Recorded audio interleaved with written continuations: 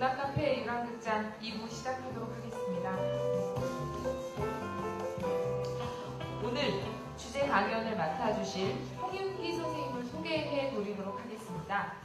서울대학교 철학과를 졸업을 하셨고요. 같은 대학교 석사과정을 이수하셨고 베를린 자유대학원에서 철학박사학위를 받으셨습니다. 현재 동국대학교 철학과 교수이시면서 참여사회연구소 소장을 역임하고 계십니다. 저서도 워낙 많고 또 워낙에 유명하신 분이라 과연 이러한 소개가 필요할까 했지만 그냥 넘어가는 법이 없지요. 문학카페 유랑극장 디스패치 다시 한번 발동했습니다. 어릴 땐 나도 문학소년. 고등학교 시절 문학소품 회장을 역임하셨고요. 어렸을 때는 곧장 시를 썼고 지금도 여전히 끄적거리기를 좋아하신다고 합니다. 지난 2008년 조세희 소설가의 난송 30주년 기념 논문 발표 때는 급기야 그 논문 앞 뒤로 시를 배치하셔서 조세희 선생님에게 당신이 시를 쓰는 줄은 몰랐다라는 극찬 아닌 극찬을 받으셨다고 합니다. 최단 기간 내 박사학위 목표, 하지만 10년 만에 학사 졸업. 강릉의 교육자 집안 출신으로 운동권과는 거리가 먼 대학생이었던 홍윤기. 오히려 소아마비로 군면제를 받은 덕분에 최단기간 박사학위 취득이라는 욕심을 품기도 했고 대학 논문상을 받아 유명인사 대접을 받은 적도 있다고 합니다. 하지만 우연찮게 참여한 학술 심포지엄 도중에 벌어진 농성에서 학문의 자유를 보장하라 라는 상식적인 주장을 펼쳤을 뿐인데 긴급조치 9호 위반으로 구속돼 감옥에 가야 했다고 해요. 급기야 감옥에서 재소자 처우 개선을 요구하다 형량이 늘어나는 일을 겪었고 결국 최단기간 박사는커녕 10년 만에 대학을 겨우 졸업했다고 합니다.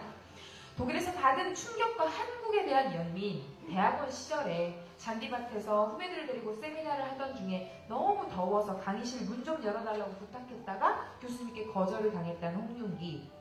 데모를 하자는 것도 아니고 책 읽고 토론하는 것도 막는 현실에 절망해서 1988년 독일로 유학을 갔고요.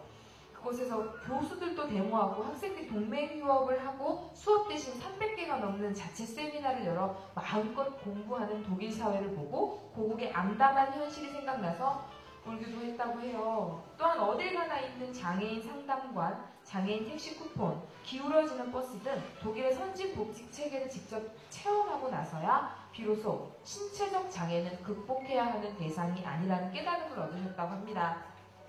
철학, 세상 속으로, 텔레비전 토론 단골 패널. 지금은 조금 뜸하시지만 MBC 100분 토론, KBS 열린 토론 등 시사 프로그램 단골 패널이셨고 한겨레신문 프레시안 등 주요 일간지 칼럼니스트였습니다. 전국 철학자 네트워크 기자회견, 신행정수도 철학적 조명, 학술대회 참여 등등 철학자이지만 사회적 문제에도 많은 관심을 보였던 홍윤기 교수. 유목주의 논쟁과 기회주의적 중도가 아닌 강한 중도를 표방하고 싶다는 발언 등은 지금도 SNS에서 널리 회자되고 있다고 합니다. 철학과 교육의 행복한 만남을 위하여 2009년부터 한국철학교육학회 회장을 맡고 있는 홍윤기 교수님. 경기도교육청이 제안한 중고교 철학교과서 편찬사업의 집필위원으로 3년간 참여해 지난해 겨울 중학교 창의지성 더불어 나누는 철학과 창의지성 고등학교 철학이란 두 권의 책을 완성을 하셨다고 합니다. 그는 묻지도 따지지도 않는 주입식 암기 위주의 공교육 현장에 철학교육은 꼭 필요하다고 믿는다고 주장을 하셨습니다. 사전 인터뷰 중에 예전엔 문학 비평을 하기도 했다. 그런데 철학보다 재미없더라 라고 하셨던 홍윤기 선생님. 정일근 시인의 모든 시집을 읽고 이곳에 오셨습니다. 오늘 강연 이후로 혹시 다시 문학 비평을 하시거나 시를 쓰겠다고 하시진 않을까 하는 생각마저 드는데요. 더 무슨 말이 필요하겠습니까? 제 뒤에 너무 오래 서 계시는 것 같습니다. 강연 들어보실까요? 강연의 제목은 서로 기다림으로써 기다림과 기다림의 기다림. 주제는 애틋하고 충만한 기다림의 구원성에 대한 정일근의 시적 탐구 또는 천상병과 베케트 사이에서입니다. 여러분 큰 박수로 훌륭히 모시겠습니다.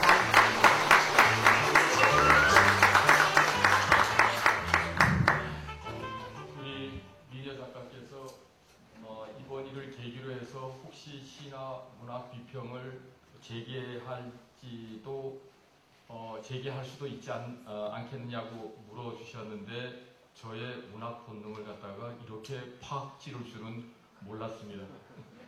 제가 지금 한 이틀 밤 새면서 그 나름대로 우리 정일근 시인께서 근 30년을 쏟아부은 것들을 아까 우리 민여 작가께서 11권 모두 읽었다 그러는데 사실은 3권을 못 읽었습니다. 3권을 못 읽어서 오늘 우리 작가를 만나면은 이건 주문해도 안 오고 도서관을 찾아봐도 안 찾아보는 3권을 나한테 좀 직접 어떻게 해볼 수 없느냐라고 부탁할까 말까 하다가 참고 있는데 갑자기 그 말을 하셔갖고 실질적으로 이거 잘못하다간 정일근 바이러스에 감염되지 않을까 지금 이런 생각이 들어서 약간 겁이 났습니다. 참으로 즐거운 경험이었고요. 지난 한 달 정도 제가 이와 같은 그 정일근 시인에 대해서 무엇인가를 해야 된다는 제안을 받았을 때 굉장히 사실 처음에는 약간 망설이기도 했습니다만은 기본적으로 그 시를 위해서라기보다도 어느 면에서는 철학이 뭔가는 해볼 수 있을 자리 같아. 그러니까는 철학하는 사람과 문학하는 사람이 만나서 서로의 그 철학하는 사람이 문학에 대해서 뭔가 얘기할 수 있는 이런 자리를 마련하고 싶다는 문학 카페 양영식 유랑극단장의 꼬임에 넘어가서 결과적으로는 이런 유랑극단에 끼게 되었는데요. 끼고 보니까 과히 기분 나쁘진 않지만 기분은 좀 묘하네요. 다만 제가 오늘 강연 원고라고 해서 사실은 넘기고 나서 그 키워드가 기다림이었는데요. 그 새벽에 넘기고 나서 참 묘하게도 한 새벽 한 3시쯤 넘겼는데요. 한 8시간 지나서 지금 우리 대한민국 전체를 무력감과 우울증에 빠뜨리고 있는 사고가 나면서 저는 그것을 저녁에 알았습니다만은 지금 우리 모두가 기다림의 화신처럼 돼서 250명의 생명이 살아오기를 기다리는 이와 같은 것에 너무 잘 맞는 것 같아서 죄송스럽기도 하면서 그러면서 어느 면에서는 오늘 이 자리를 좀 사양해야 되지 않겠느냐 하는 생각도 언뜻 어제 자정 넘을 때까지 해봤습니다만은 도리어 여기에 모이시는 분들이 모두 앉아서 기다림에 대해서 특히 우리 정 선생님이 정 시인께서 30년 정도를 심혈을 기울여서 그 나름대로 심혈을 기울였다는 표현은 조금 뒤에는 제가 다시 설명을 드리겠습니다만은 그야말로 애틋하고 충만하다라고 하는 그리고 기다림 속에서는 기다리는 사람은 여전히 살아있대 아직은 우리와 합쳐지지 않는 지금의 이 상황과 너무나 소름 끼치게 맞아떨어지는 이 부분을 우리가 같이 나누면서 250여 명의 특히 이 자리에 와 계시는 우리 친구들과 같은 나이대에 있으면서 지금 어른들이 모두 아무 일도 못하고 있는 이 순간을 조금이라도 위로하면서 그들이 돌아오기를 기다리는 마음을 같이 할 수 있을까 해서 실제로 지내기를 오기로 최종 결심을 했습니다. 실질적으로 제가 솔직히 말씀드리면 오늘 이 자리에서 우리 정일근 시인을 만나기 전까지는 정일근 시인과 저는 겨우 나이 1살 차이입니다. 참고로 말하지만 제가 1살 위입니다. 근데 우리 정일근 시인을 이 자리에서 만나기 전까지 저는 아주 오랜 옛날 정일근 시인이 민중시를 쓸 당시의 시 한 편만 기억을 하고 있었습니다. 근데 갑자기 제안이 왔을 때 아니 그동안 이 친구 뭐하고 지냈지 하는 호기심이 발동을 해서 열어보다가 시겁했습니다. 내가 포기했던 시를 30년 동안 파고 있었고 그리고 오늘 와서 더 어마어마한 얘기를 들었습니다만은 2,000편 시를 썼다고 해서 조금 전에 제가 지금 깜짝 놀랐는데 그러면서도 제가 철학과 시의 관계에 대해서 얘기를 하게 될 때 또는 시와 철학의 관계라고 얘기를 하게 될 때 상당히 부담을 줄일 수 있을 것 같다는 생각이 들었습니다. 실제로 우리 여기 이제 세상을 막 시작하는 친구분들이 많습니다만은 그리고 저나 이제 우리 정 시인은 조금은 죽음을 기다릴 수 있는 우리 위치에 대해서 앞뒤를 돌아봐야 하는 위치에 있긴 합니다만은 실제로 시라고 하는 것은 제가 볼 때 문자로 쓰여지는 것이기는 하지만 그리고 문학의 형태로서는 소설보다 훨씬 오래전에 시가 쓰여졌습니다마는 저는 시를 문학의 일부로 분류하는 것에는 반대하는 입장에 서 있습니다. 왜냐하면 시는 문자로 쓰여졌지만은 시는 문자로 새겨진 조각품 같은 것입니다. 제가 비록 30년 우리 정일근 시인께서 시를 쓰는 30년 동안 정일근 시인이 시를 한 편 정도 한두 편 읽고 그리고 그 다음에 그 긴 세월을 같이 살고 그러면서도 놀랍게도 시를 그동안에 미뤘던 시를 읽으면서 11권 중에 3권 빼고 8권을 쭉 읽어보면서 참으로 우리가 동시대 사람이었구나 하는 걸 깨달았는데 그러면서 그 나름대로 우리가 이 시대에 시를 쓴다는 것이 도대체 무엇인가? 소설이 아니라 시를 쓴다는 것. 실질적으로 시라고 했을 때는 소설 이전에 이미 쓰여져 있다고 하는 걸 조금 전에 말씀드렸습니다마는 실질적으로 옛날의 시는 모든 것의 완성품을 마지막에 읊을 때 토해놓는 일종의 말하자면 영감과 같은 것인데요. 저는 시를 쓴다는 말에 찬성하지 않습니다. 저도 어렸을 때 시를 쓰려고 굉장히 노력을 했던 적이 있고 고등학교 2학년 때까지 내가 죽을 때는 시인으로 죽고 싶다라는 생각을 했었는데요. 여유명에 대학 와서는 포기했습니다마는 시보다는 철학이 재미있어서요. 그렇지만은 그와 같은 시를 쓸 때 그리고 그 뒤에도 여전히 시를 조금씩은 읽어가면서 느끼는 것은 시는 그야말로 조각가가 조각해놓은 조각가 같은 겁니다. 라고 저는 생각합니다. 다시 말해서 조각은 한 번 조각돼 갖고 길거리에 서든 어떤 건물 안에 서든 아니면은 어떤 집 안에 서든 조각은 그 조각을 한 사람과는 아무 상관없이 자기의 실존을 이어갑니다. 그렇다고 했을 때 그때 누가 그것을 조각했느냐 하는 것은 그닥 중요하지 않습니다. 그 자리에 서서 조각가와 상관없이 그는 조각으로서 드러납니다. 우리는 다비드상을 미켈란젤로가 조각했다는 거라든가 이런 걸 전혀 모르고도 다비드상을 느낄 수가 있습니다. 우리는 바로 그런 점에서 정일근 시인의 지는 기본적으로 뭐가 되는가 하면 정일근이라는 사람이 그 시 때문에 무지하게 무수한 밤을 고민을 했다든가 아니면 아무 생각 없이 받아 적기만 했다 하더라도 우리는 정일근이라는 사람을 하나도 모르고 어느 면에서는 시에 대해서 얘기를 할 수가 있습니다. 그렇기 때문에 어느 면에서는 시는 쓰여지는 게 아니라 제가 볼 때는 시는 시내림, 마치 무당이 구슬하듯이 말하자면 시는 내려지는 것입니다. 그렇기 때문에 말하자면 시를 쓰다가 시인이 피투에서 죽든 아니면 시 때문에 시인이 그 나름대로 뛰어당기든 그것은 전혀 말하자면 시의 생명과는 상관이 없다고 저는 어느 면에서는 생각을 하는 이런 입장입니다. 소설은 전혀 그렇지 않습니다. 소설은 어느 면에서는 소설가의 취향이라든가 소설가의 인격이 그 안에 많이 녹아 있습니다. 그리고 우리는 어느 면에서 소설가의 인격이라든가 그 사람이 활동했던 여러 가지 활동을 알면 소설을 훨씬 더 잘 이해할 수가 있습니다. 시도 그런 부분이 분명히 있습니다만은 시는 어느 면에서는 말하자면 위에서 떨어지듯이 시인을 통해서 딱 내려지는 것이지 시인이 시를 쓴다는 것은 그 다음 일이라고 저는 생각합니다. 어느 면에서는 바로 이 점이 시는 철학이 가야 할 길을 먼저 선취하고 있습니다. 먼저 가보는 부분이 있습니다.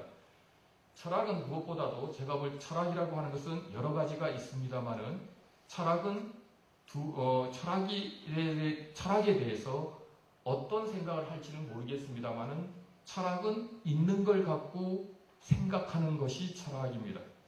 그렇다고 했을 때 철학은 뭐가 되는가 하면 보통 이렇다고 했을 때 이와 같은 철학의 기능을 보통 반성이라고 합니다만은 그런 철학을 해서 있는 것 같고 되풀이하는 것 같고 도대체 철학이 왜 있어야 되느냐 하는 건데 철학이 가지고 있는 굉장히 중요한 기능이 있습니다.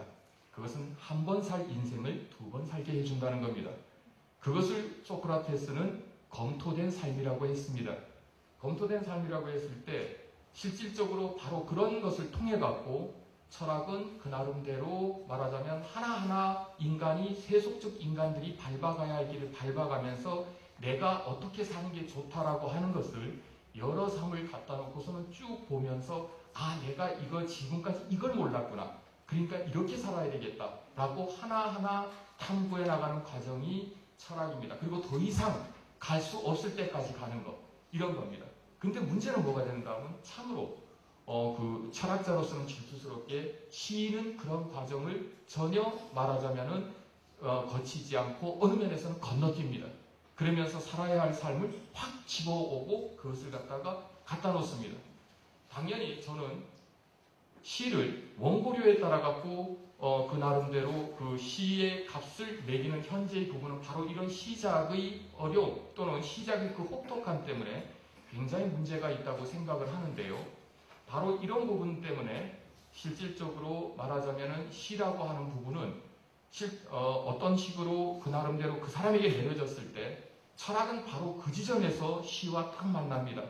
옛날에 그래서 여러분들이 가령 예를 들어서 도를 깨우친 선사나 아니면 그 나름대로 도에 대해서 도리를 깨우쳤다고 하는 유학자들이 마지막 완성의 순간에는 뭐가 되는가 하면 오도송이라든가 아니면 시를 짓습니다.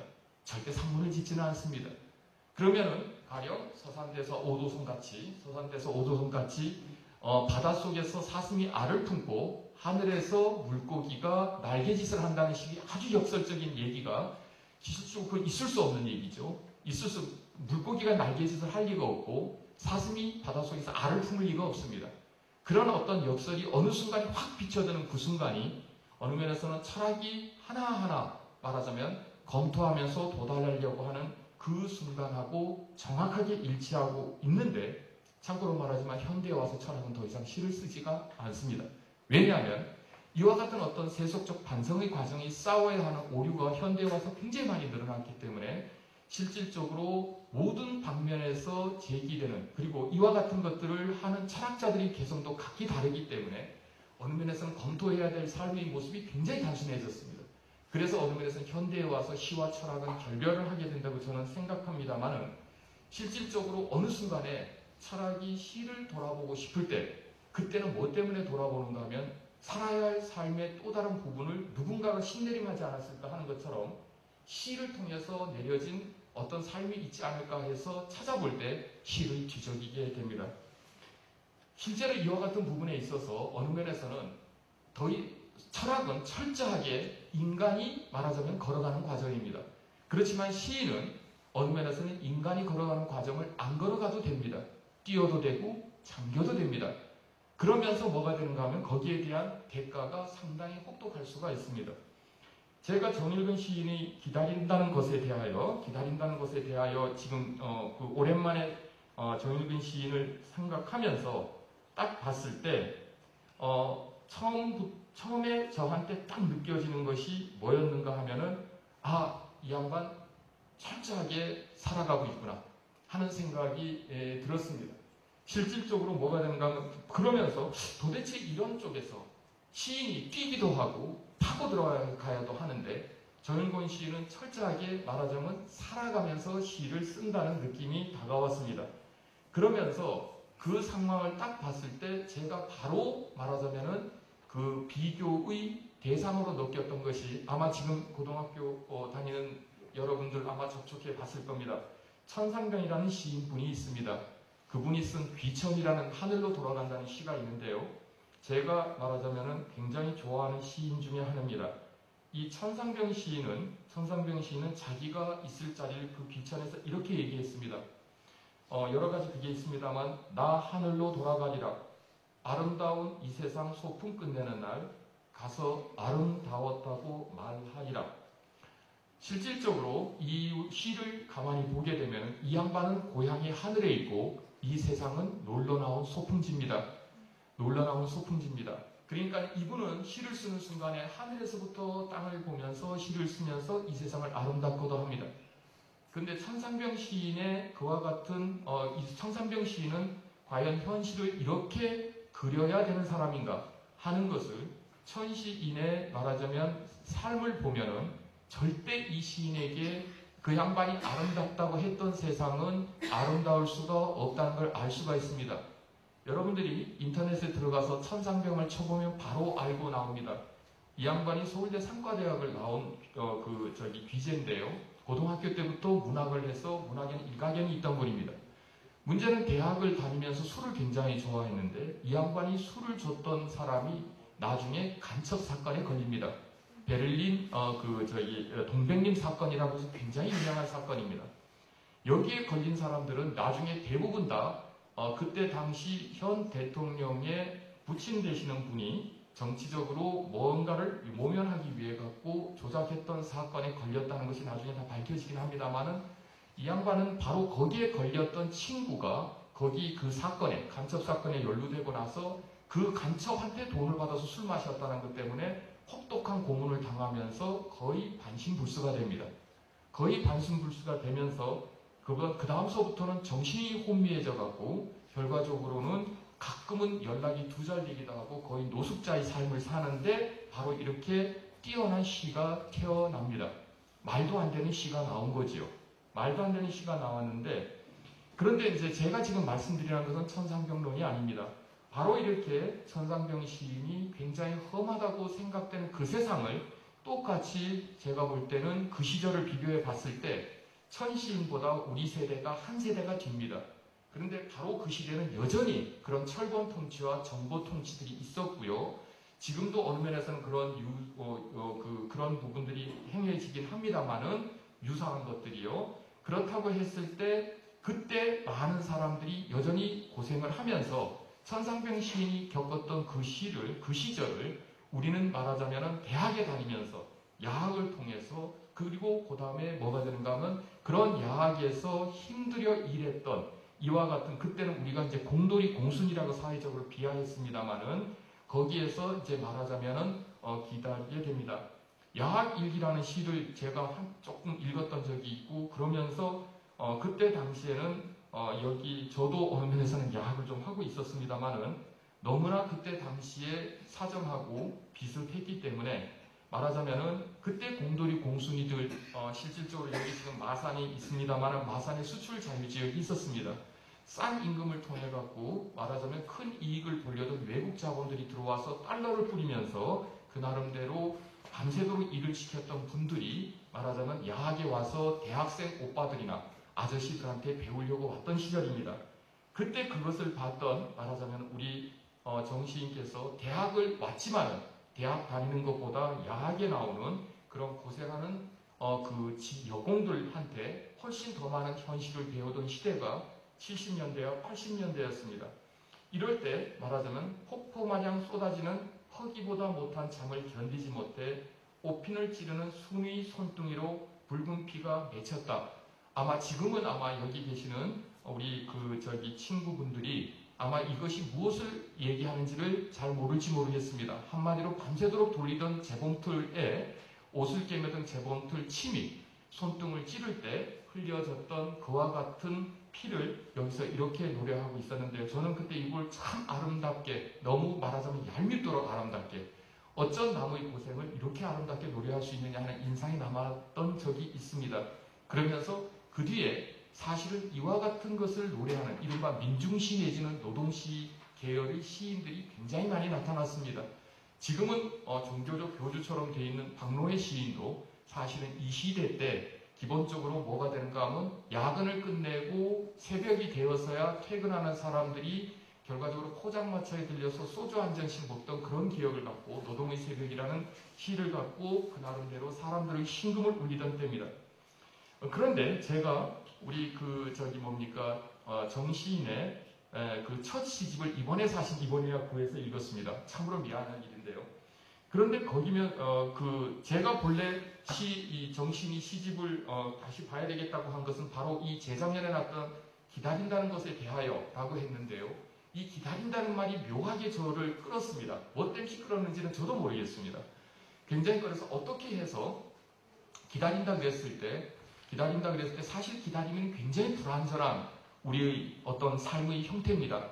기다린다는 것은 계속 기다리고 있다 보면은 내가 갖고 싶은 것은 떨어져 있고 하지만 나는 내가 갖고 싶은 것을 가질 수 없는 상태에서 계속 그걸 또는 맡고 싶은 그런 사람을 못 만나고 있는 이런 굉장히 불완전한 상황이라고 생각을 했는데 그래서 이 양반이 무슨 사연이 있길래 기다린 것에 대하여 이렇게 썼을까 하고 쭉 했는데 솔직히 말해서 저는 여기 정시인께서 우리 그 문학 카페에서 정시인에 대하여 고래 얘기를 쓸 때까지는 그렇게 우리 정시인께서 고래에 대해 갖고 포환이 있는 줄은 전혀 몰랐습니다. 한마디로 시인에 대해서는 전혀 모르고 내가 느낀 대로 그야말로 조각상 보듯이 저는 시를 봐버렸던 겁니다.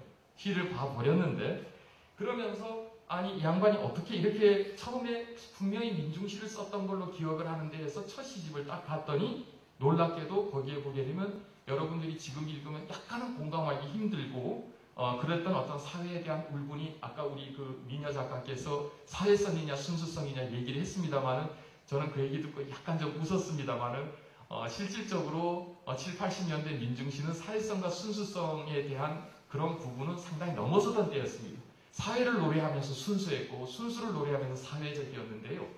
이제 그랬을 때 딱 보다 보니까는 문득 기다림에 대하여라는 시가 그때 이미 쓰여져 있다는 것을 발견을 했던 거죠.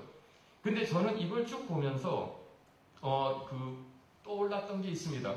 기다림이라고 했을 때 기다림은 사실은 문학사에서 길이 남을 기다림의 작품이 두 개가 있습니다.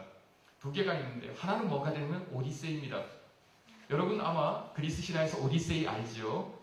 말하자면은 트로이 전쟁에서 승리한 오디세이가 그 나름대로 그때 트로이 전쟁에서 승리한 오디세이가 신의 비호를 비호를 받는 사람을 그러니까 트로이가 기본적으로 무슨 신이죠? 앞으로 미의 여신입니까? 미의 여신의 비호를 받는데 이와 같은 트로이를 갖다 멸망한 저주를 그와 같은 트로이의 성문을 부순 오디세이가 그 사정은 잘 알지요. 다 설명하지 않더라도 오디세이 계략에 의해서 트로이 성문이 열리게 되죠.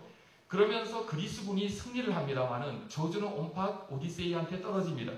그러면서 오디세이는 자기 고향인 이카타에 돌아가기 위해서 십수년을 헤매게 됩니다.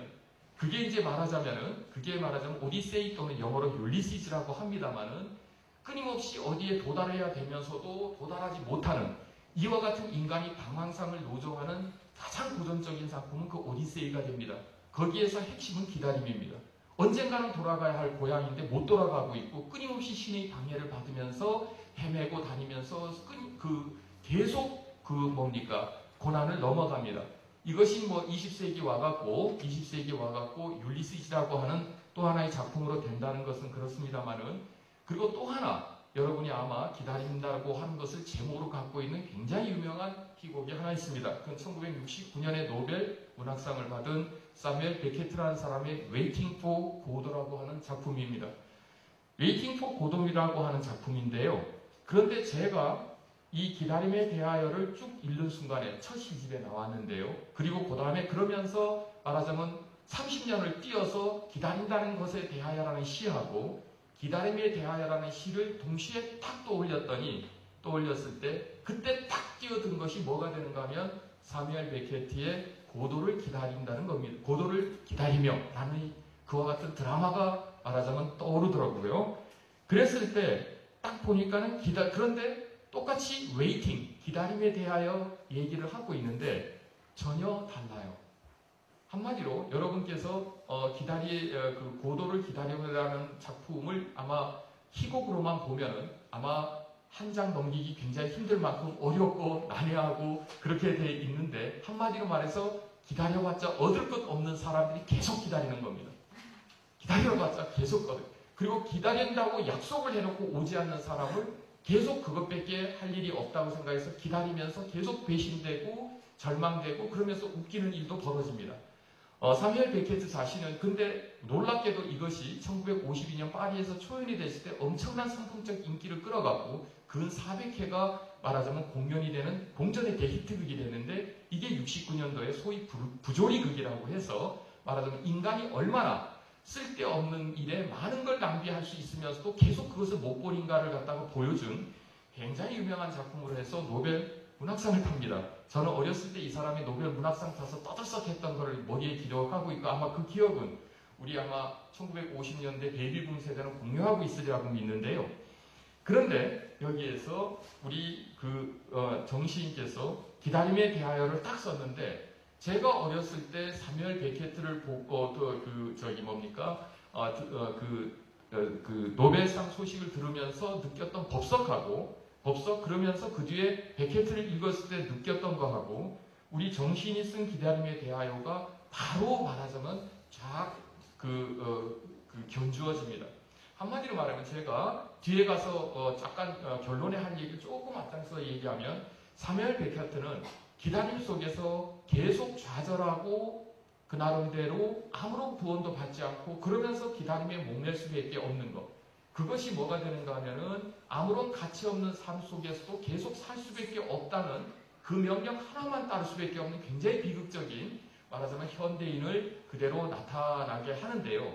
제가 보니까는 아까 우리 기다림에 대하여라고 하는 것을 시극으로 우리 낭독해 주신 우리 두 분, 현배 씨하고 현진 씨, 너무 말하자면 제가 이렇게 낭독이 됐으면 좋겠다라고 생각했던 것처럼 낭독해 줘서 너무 감사합니다만은 자신들이 고르지 않는 시인데 그렇게 잘 낭독할 수가 있는지 말하자면은 물어보려고 했더니 갑자기 눈앞에서 사라져가지고 제가 못 물어봤습니다만은 우리 그래서 이 기다림에 대하여서를 아마 두 분께서 읽긴 했습니다만 제가 조금 더 그쪽을 한번 좀 비춰주시겠습니까? 기다림에 대하여 한번 예, 기다림이란 이렇게 아름다운 것일까? 늦은 퇴근길 107번 버스를 기다리며 빈 손바닥 가득 기다림의 시를 쓴다. 들쥐들이 무릇 칫솔 거느린 모든 포유류들이 품 안으로 제 자식들을 부르는 시간. 돌아가 우리 아이들의 이름을 부르고 싶다. 지금 누군가는 이렇게 아이들이 품에 안고 싶은 분들이 많겠지요. 부르고 싶다. 어둠 저편의 길들이여 경화, 태배, 중초마을의 따스한 불빛들이여 어둠 저편의 길을 불러 깨워 먼 불빛 아래로 돌아가면 아래는 더운 밤낮새로 우리 아이들의 이름을 부르고 있으리. 살아있으며 살아있음에 가슴 뛰는 기쁨이여 그곳에 내가 살아있어 빈 손바닥 가득 기다림의 시를 쓴다. 푸른 별로 돋아나는 그리운 이름들을 쓴다. 예.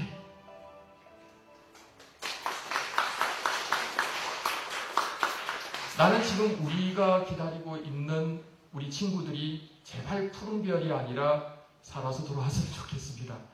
그런데 이와 같은 부분에 대해서 제가 한번 여러분들도 시를 이해할 때 가끔은 도표를 이용하면 굉장히 애매했던 이미지가 잘 떠오르는 수가 있을 수가 있습니다. 여기에서 이렇습니다.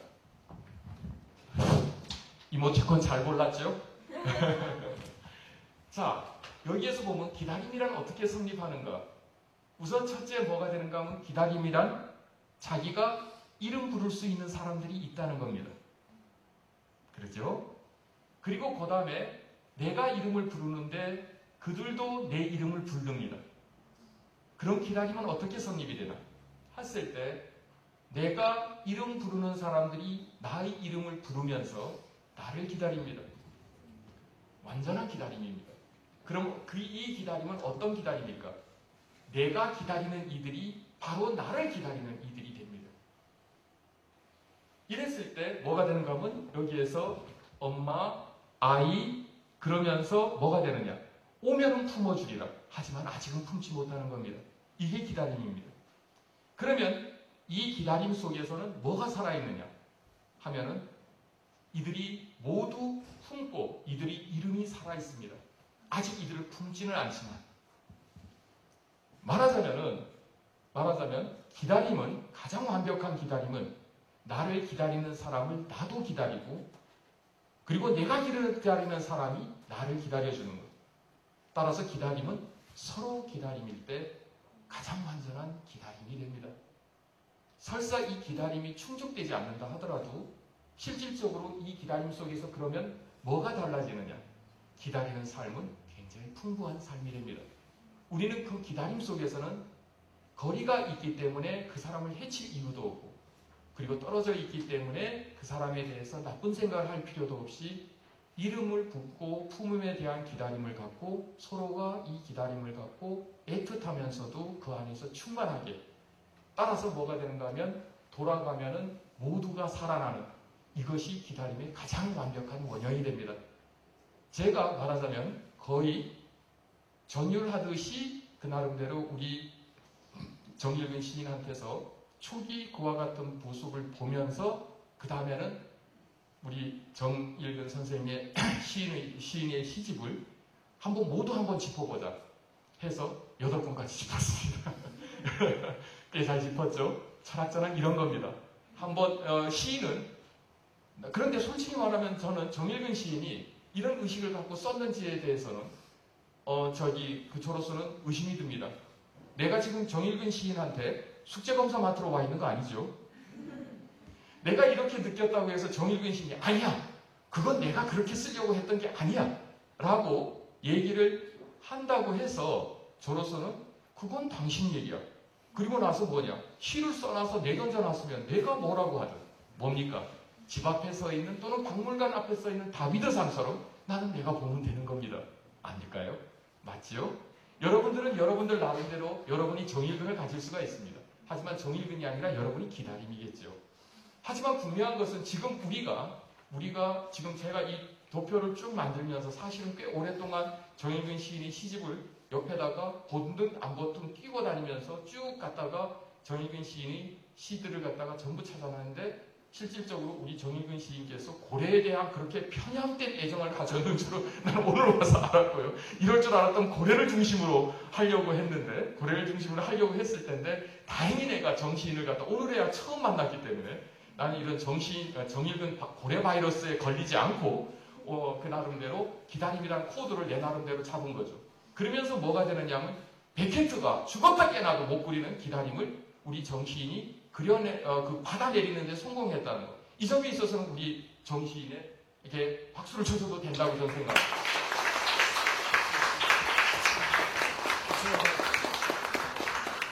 그래요. 실질적으로 어느 면에서는 아마 승질 고약한 평론가를 만나면은 이렇게 될 수도 있습니다.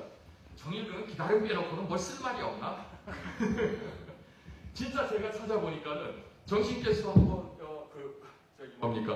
오늘 집에 돌아가셔서 11권 시집 다 펴놓고 보시면서 야 이거 내가 기다림이란 말을 이렇게 상투어적으로 썼나 이렇게 좀 반성 좀 하셔야 돼요.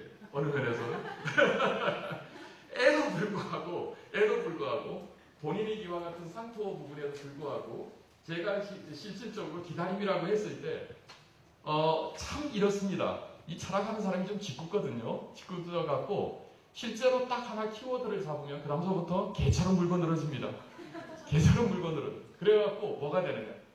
3회 제가 그래서 그 3번 한번 그 나름대로 우리 정시인의 시를 갖다가 한번 쫙 갖다가 연대별로 한번 훑어봤습니다. 기다림을 갖다가 무지하게 재미없게 동어 반복하고 있는지 아니면은 뭔가 좀 달라지는 게 있는지. 놀랍게도 제가 볼 때 우리 정시인께서 기다림이라고 하는 것에 대해 갖고 쓸 때마다 대상이나 이 표현이 달라져요. 저는 정시인이 이것을 의식하고 썼으리라고 생각하지 않습니다. 사실은 철학자는 이런 자의식이 있기 때문에 시를 못 써요. 무슨 얘기인지 아시겠죠? 근데 저는 이런 식으로 본인도 모르는 걸 알아냈다고 기뻐하는 철학이 너무 기쁘고 정시인은 자기도 모르는 시를 쓰면서 아마 몰입해갖고 있기 때문에 기쁠 겁니다. 그러니까 철학자하고 시인이 만나면 서로 딴소리예요. 다 자기 소리 하죠. 자기 소리 하는데 다만 이렇습니다.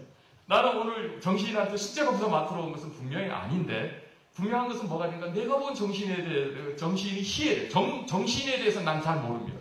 오늘 우리 정일근 선생님께서 2주 동안에 아마 감기를 앓았다는 걸 내가 사전에 알았으면 굉장히 동정적으로 썼을지 몰라요.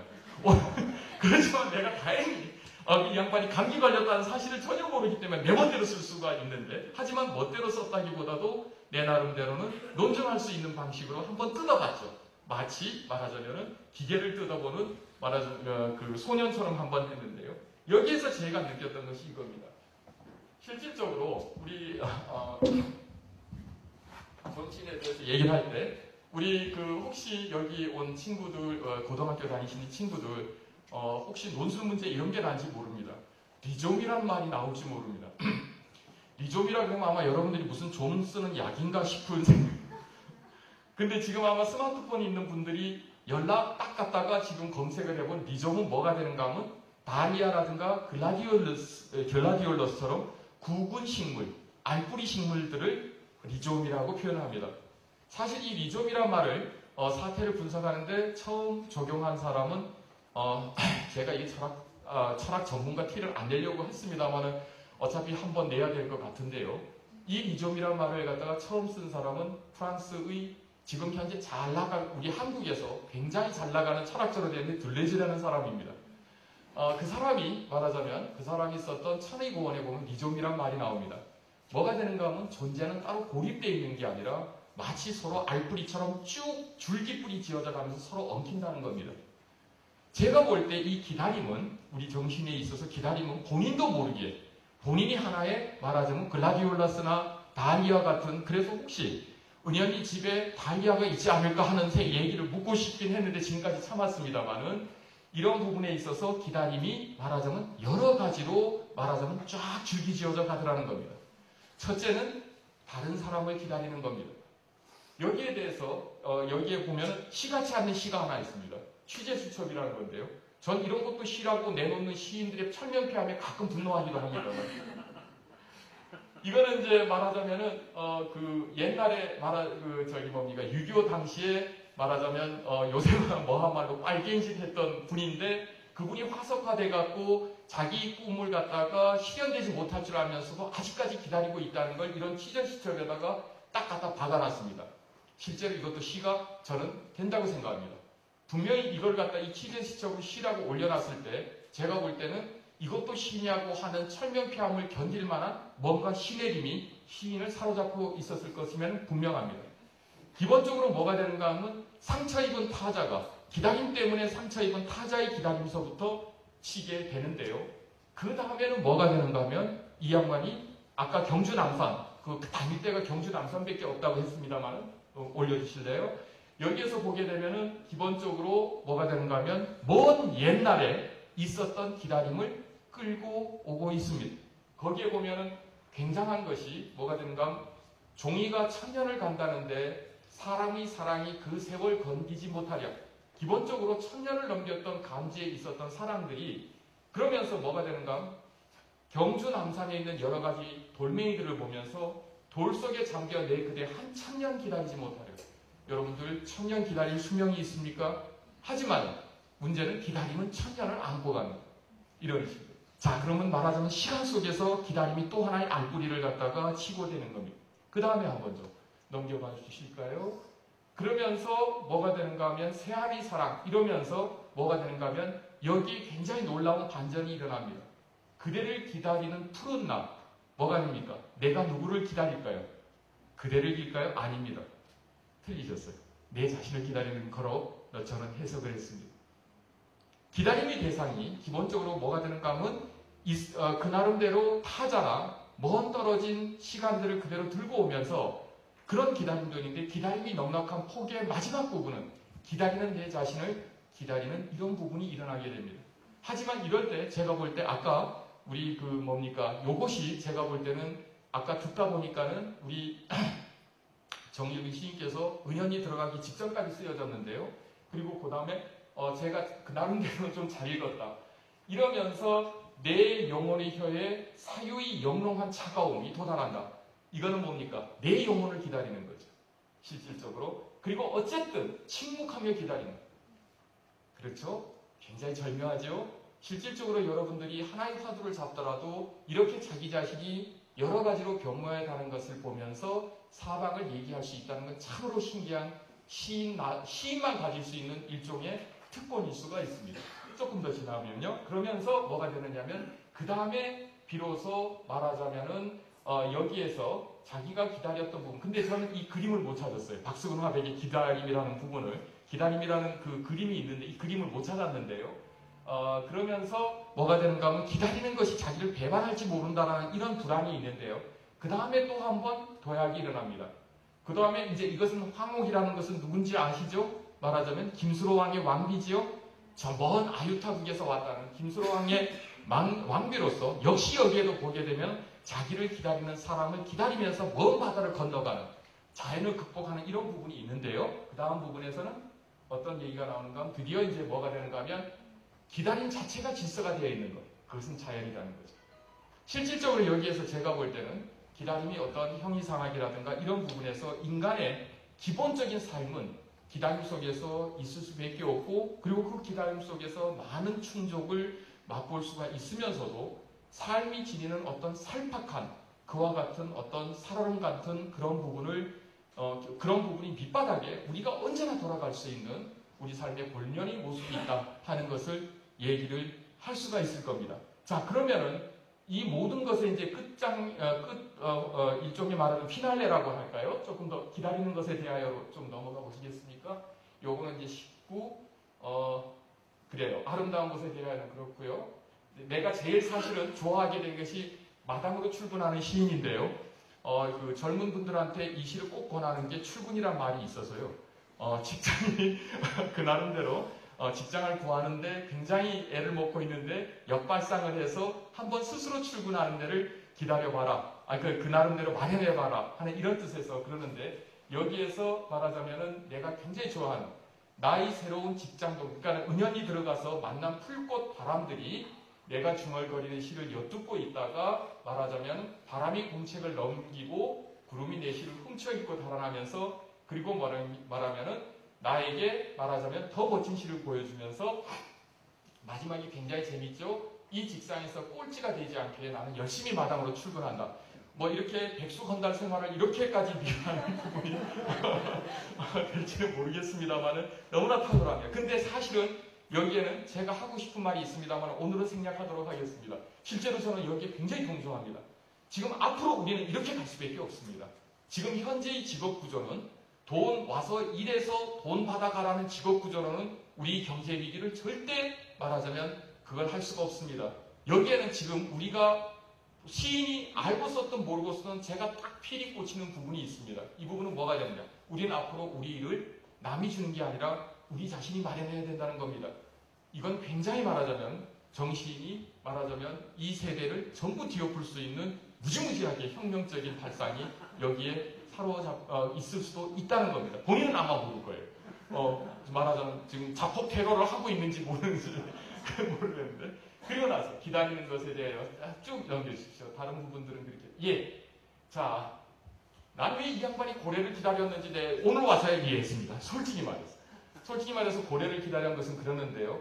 그런데 여기에서 제가 필히 꽂혔던 것은 고래가 아니라 말하자면은 이 고래라는 것은 일종의 떠나간 사랑이라고 하는 메타포로 등장을 합니다. 그러면서 여기에서 중요한 것, 캄캄한 어둠 속에 서서 너를 기다렸다. 나를 버렸던 사람일 수도 있습니다. 나를 버렸는데 기본적으로 뭐가 되는가 하면 캄캄한 어둠 속에서 너를 기다렸다. 이랬는데 며칠 전에 신문에 난 일입니다만은 지금 요새 젊은 사람들은 헤어질 줄은 모른다라는 얘기를 말하자면 듣고 있습니다. 나한테 절교를 선언했다고 해갖고 가서 그냥 잔인한 짓을 해버리는 이런 사람들이 굉장히 늘고 있는데요. 거의 게임 영향이죠. 그러면서 뭐가 되는가 하면은 그런데 여기에서 정시는 분명히 이렇습니다. 실질적으로 그 사람이 내 사람이 아니더라도 기다림의 여유 속에서 기본적으로 그 사람한테 받을 수 있는 모든 것은 그 기다림 속에서 나의 것이 다 되어 간다는 것으로 저는 받아들여지는 겁니다. 기본적으로 뭐가 되는가 하면은 실질적으로 기다림이라는 것은 합쳐지지는 않는 겁니다. 합쳐지는 않으면서도 그 기다림 속에서 그 사람이 나에게 주는 것이 무엇인가를 끊임없이 생각하는 겁니다. 그러면서 그것이 설사 나의 것이 되지 않는다 하더라도 나는 이미 그 사람이 나에게 줄 가치를 나의 것으로 계속 안고 살아가는 겁니다. 어떻습니까? 기다려볼 만하지요? 실질적으로 뭐가 되는가 하면 가장 마지막 경지는 기다림이 나를 넘고 자연의 질서가 되는 걸 넘어서 기다림 자체를 한번 기다려보는 겁니다. 굉장히 말하자면 그 나름대로 풍요로운 그리고 얼마든지 잠기면서도 상대방에게 내가 기다렸던 그 사람에게 손끝 하나 해를 끼치지 않으면서도 나와 그 사람이 하나일 수 있는 이와 같은 인간의 삶의 방식을 그대로 내 마음속에다가 떨어놓는 겁니다. 당연히 이런 부분에 있어서 가장 큰 주제로 등장할 수 있는 것은 사랑일 수가 있습니다. 하지만 일단 우리는 사랑은 굉장히 리스크가 많은 관계가 되죠. 그렇지만 이와 같은 사랑은 우리를 굉장히 많은 위험에 빠뜨리기도 하지만 우리를 굉장히 풍부하게 합니다. 한번 사랑하고 나면은 굉장히 많은 부분이 개발이 됩니다. 인간으로서 성숙하게 된다는 것이죠. 그랬을 때 그 사랑이 떠난 사랑이 있다 하더라도 그 떠난 사랑이 나에게 준 것을 또는 그 사람이 올 듯이 기다려가면서 어느 순간에 살다 보면 내가 다른 사람을 사랑할 수 있다는 것을 분명히 깨달을 수가 있게 됩니다. 본래 떠났던 사람이 타인을 위한 사랑의 보금자리를 마련해 준다는 것이죠.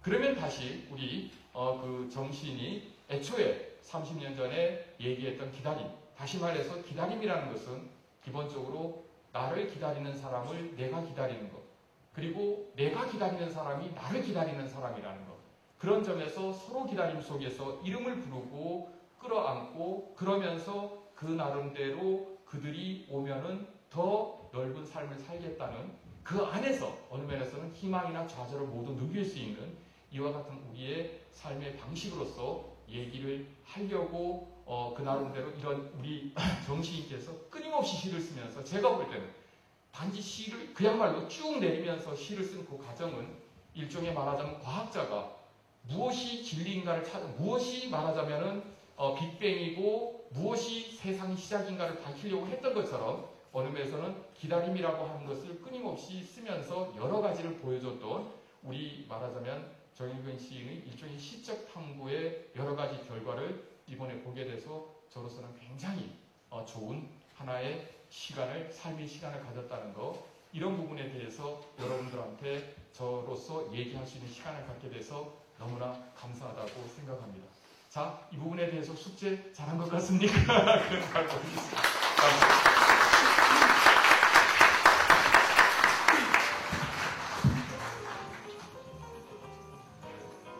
네. 시간이 어떻게 흘러갔는지 모르겠습니다.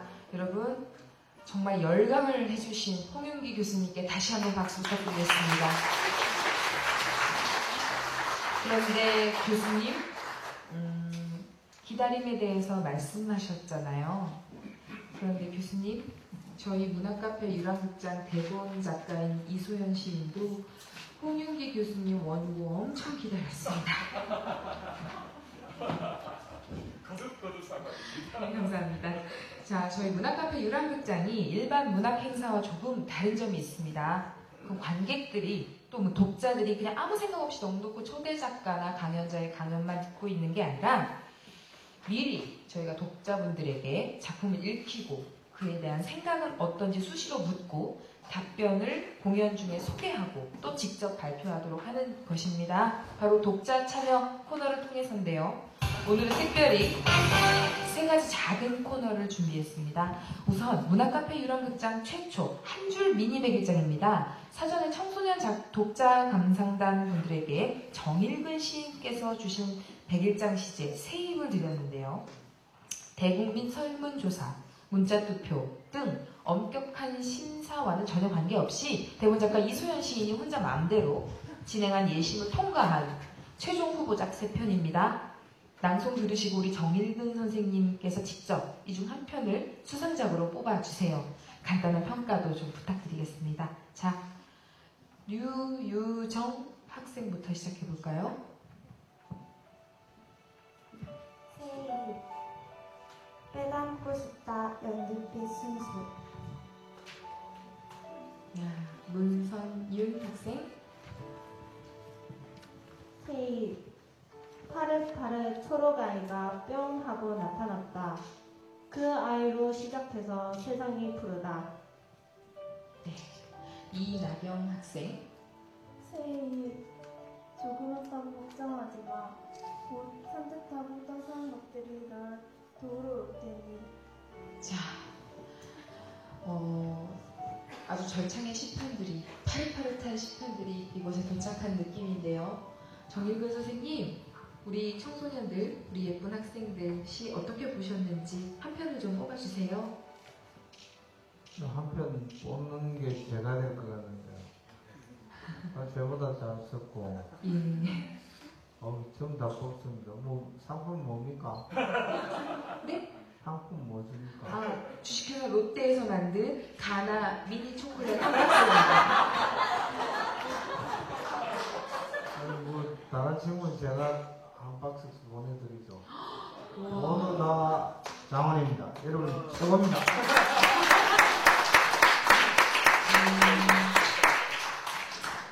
얘들아, 언니 좀 끈질긴 사람이거든? 이따가 주소 꼭 남기고 가라. 농담입니다. 축하드립니다. 세상에 정일군 선생님으로부터 저런 상을 받는 게 평생에 잊혀지지 않은 어떤 기억이 되겠지요. 좋은 글을 쓰면 이런 날도 오네요. 자, 두 번째, 나도 할래 문학집 배운 시간인데요. 두 번째 독자 참여 코너이고요. 저희 문장이라는 웹사이트에서는 유명 시인이 매주 한 편씩 좋은 시를 골라서 일반인들에게 이메일로 보내주는 문학집 배원이라는 사이트 서비스를 진행 중인데요. 저희가 사전 독자 감상단 분들에게 비록 시인은 아니지만 정일근 시인의 시 중에서 누군가에게 전하고 싶은 작품이 있다면 간단한 감상평과 함께 보내달라고 부탁을 드렸는데요. 미리 의견을 주신 분들 중에 독자 문학집 배원을 모셔볼까 합니다. 먼저 창원 경일여자고등학교 1학년 이수인 학생이 문학집 배원을 맡아주셨습니다. 시 배달부터 먼저 들어보시겠습니다. 시를 배달받는 사람들을 사랑하는 마음으로 골라주신 시를 읽고 추천 이유도 전해주시길 바랄게요. 그럼 시작해주세요. 아름다움에 대하여 정일근. 영원한 것은 아름답다고 믿은 적이 있었다. 영원히 살기를 바랐던 날도 있었다. 그러나 삶이 나에게 가르쳤다. 아름다운 것은 영원한 것이 아니라는 것을. 내게 아름다운 것은 순간이었다. 언제나 지나가며 사라지는 헛것이었다. 하늘 깊이 반짝이는 새벽별이나 붉게 타오르는 저녁들, 풀잎 끝에 매달린 맑은 이슬 같은 내가 진정 아름다워하는 것들은 영원한 것이 아니었다. 오래 기다렸던 첫눈도, 눈이 피우는 나무의 눈꽃들도 결국 녹아버리고 마는 흔적이었다. 사람의 사랑도 마찬가지였다. 첫사랑, 첫 키스 같은 가슴 떨림도 흑백 사진에 남는 추억이었다. 그때 사랑하는 사람에게 내가 한 약속도 헛것이 되고 말았다. 내가 영원히 사랑한다고 약속했기 때문이다. 세상에 영원한 것은 없다. 영원한 것은 헛것이다. 100년 동안 색깔이 변하지 않는다는 100년 사진 속에 남은 젊은 내 모습도 헛것이다. 영원히를 외치며 높이 쳐든 세상의 술잔도 술이 깨면 헛것이다. 무릇 아름다운 것은 변한다. 은현리 들판도 겨울, 봄, 여름, 가을이 있어 아름답다. 우리 집 마당의 겨울나무도 잎 피우고 꽃 피울 봄을 기다리고 있어 아름답다. 지금 시대는 아름다운 꽃이여. 꽃이 시들지 않고 영원하다면 나는 너에게 눈길 한 번 주지 않았을 것이다. 아름다운 것은 변하는 것들에 깃든다. 생로병사가 있어 사람도 아름다울 수 있으니 변하는 것은 아름다운 것이다. 살아온 시간만큼 내가 늙어가는 것도 아름다움이려니 흰 머리카락이 늘어가는 아내여, 나의 아름다움이여. 삶이 나에게 가르쳤다. 아름다운 것은 영원한 것이 아니라 영원한 것은 헛것일 뿐이라고. 변하는 것은 아름답다고.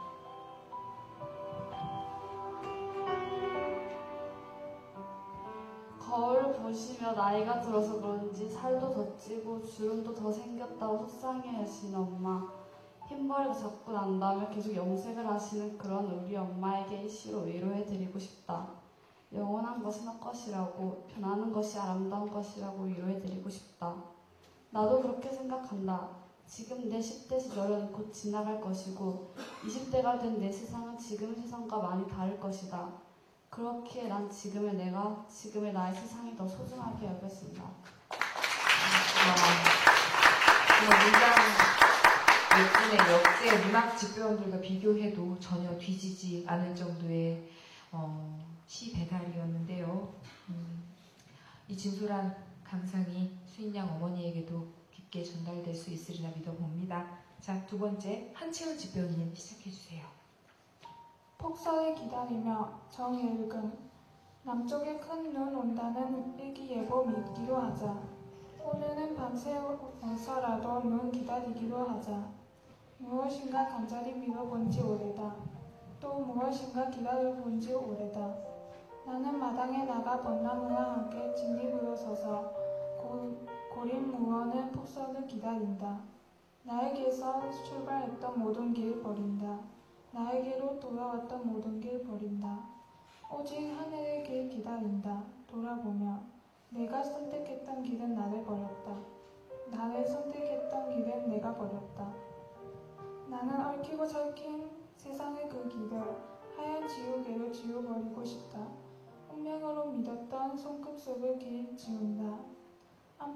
안과 밖의 경계마저 지워버렸을 때 하늘에서 폭설 내려와 새 지도 만들 것이다. 어떤 길도 기록되지 않은 순백의 지도 위에 첫 발자국으로 시작되는 새 길 만들 것이다. 차가운 지도 위에 가장 뜨거운 길 내며 내가 나에게로 가는 길 만들고 싶다. 따뜻한 남쪽에 내린 거짓말 같은 폭설 경보 믿으며 하늘 주머니 터져 쏟아져 내릴 축복을 폭설 기다리며 하나하나의 시어를 읽을 때마다 찌릿하고 온몸에 전기가 흐르는 듯한 기분을 받았다. 마치 과거의 내 모습을 보는 듯해서 마지막 시어가 가슴속을 바늘처럼 콕 찔렀을 때와 같이 풍선처럼 터져서 장막이 걷히고 새로운 미래가 보이는 듯했다. 폭설은 좋은 이미지를 주지는 않지만 하자가 바라는 것과 같이 축복의 폭설은 우리 모두 바라고 있을 것이다. 우리가 기다리는 폭설이 언제 어떻게 올지 모르지만 우리는 아마 올 것이라는 믿음을 가지고 살아가며 앞을 바라보는 것이 아닐까? 그러다 보면 자기도 모르는 순간에 하얗게 변해버린 길 위에 첫 발자국을 새기게 될 것이라는 아주 따뜻한 폭설의 의미를 가르쳐준 시였다. 네. 감사합니다. 시인과 자신의 깨달음을 이렇게 훌륭하게 표현해내다니 정말 대단합니다. 우리는 오늘 아주 훌륭한 청소년 시 배달원을 만났습니다. 세 번째 코너입니다. 밑으로도 괜찮아. 이 코너는 초대작가인 정일근 시인의 시 중에 시 한 편을 패러디해보는 코너입니다. 이름하여 비틀어도 괜찮아. 마찬가지로 저희가 사전독자 감상단에게 미리 정일근 시인의 시 중에 19, 3이라는 시를 패러디하도록 부탁드렸습니다. 많은 참여자 중에서 특히 창원 남산고 강민정 학생과 창원 경일여고 김수진 학생을 이 자리로 모셨습니다. 두 학생의 패러디 시 잠시 감상해 보실까요? 강민정 학생부터 시작해주세요. 간식, 강민정. 등교하기 전에 집에 있던 간식을 보았습니다. 먹을 것을 포기하고 학교를 갔습니다. 창원시 성산구 가운동 40-6번지. 간식이 도망가는 것도 아닌데 등교하기 전에 찾는 것쯤이야. 그냥 학교 마칠 때까지 기다리기로 했습니다. 박수 부탁드립니다. 예, 경일여고 김수진 학생 시작해주세요. 빨래 3. 엄마가 시킨 빨래를 널러 마당으로 가다가 마당에서 햇볕 쬐고 있는 고양이 한 쌍 보았습니다. 조용조용 젖은 빨래 내려놓습니다. 창원시 의창구 사림동 93의 13번지. 고양이나 저나 같은 햇살 번지에 함께 사는데 빨래 탁탁 털어놓는 일쯤이야. 고양이가 제 볼일 보러 갈 때까지 기다리기로 했습니다. 와, 정일근 선생님 어떻게 보셨는지 간단한 심사평 부탁드리겠습니다.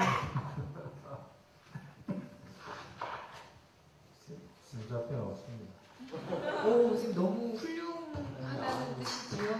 지금 학생들이 하는 게 발견입니다. 여러분들은 여러분 인생의 한순간을 발견하고 있거든요. 그런 걸 통해서 발견하는 눈을 가지게 돼서 아주 기쁩니다. 선생님 거기서 말씀을 끝내시면 안 되지요. 이 친구들도 롯데 주식회사에서 나온 간호 한 박스 갖고 싶어 합니다. 다 제가 보내줍니다. 네, 감사합니다. 홍영기 선생님, 뒤집지 없죠? 어떻게 보셨나요? 지금 어느 면에서는 지금 저 시들을 전부 찾아낼 때의 기쁨을 예. 예, 그러니까는 기다린다는 말을 우리 그 정시께서 얼마나 상투어로 쓰는가를 갖다 집요하게 추적을 해봤는데 예. 그러면서 기다린다는 말에 전부 다른 광경을 엮어놨어요. 예. 지금 방금 전에서 지금 조금 전에 저한테 기수한 말로 내가 저렇게 많이 기다렸나? 이래 본인은 모르게 기다리고 있는 거죠. 예. 근데 우리 친구들 보니까는 딱 그겁니다. 지금 저 순간은 예. 여러분들한테 영원히 말하자면 원샷으로 딱 찍혀 있는 거죠. 그 예. 순간은 그 누구도 없는 여러분의 인생이고 그리고 우리 모두의 인생 순간이죠. 저런 걸 보면 철학하는 사람은 굉장히 기분 좋아합니다. 와. 저건 단 한 번이거든요. 감사합니다. 이럴 때 보신 사람들이 하는 좋은 말이 있는데요. 우리 저기 정 선생님하고 똑같은 말이지만 야 참 너 좋은 말 찾아냈다 이런 겁니다. You found out wonderful. 감사합니다. 현존하는 언어로 들을 수 있는 지금 이 순간 여러분들은 최고의 극찬을 들은 거예요. 축하드립니다. 모두 자리를 내주시고요.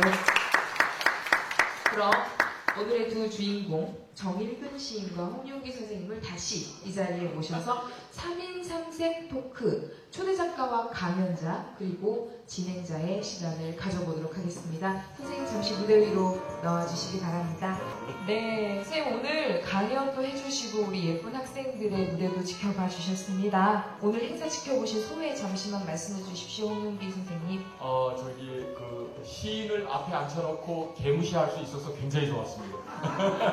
정말요? 선생님 죄송하지만 제가 잠시 옆자리에 앉아도 되겠습니까? 이런 대박, 이럴 때 헐 대박이에요. 저 역시도 영광입니다, 선생님. 선생님, 요즘 제가 먼저 좀 질문을 드릴게요. 요즘 특히 철학과 공교육을 접목시키는 일에 관심을 쏟고 계시다고 들었습니다. 네. 대단히 의미 있는 일 같은데요. 선생님, 간단하게 그 일에 대한 소개를 잠시 부탁드리겠습니다.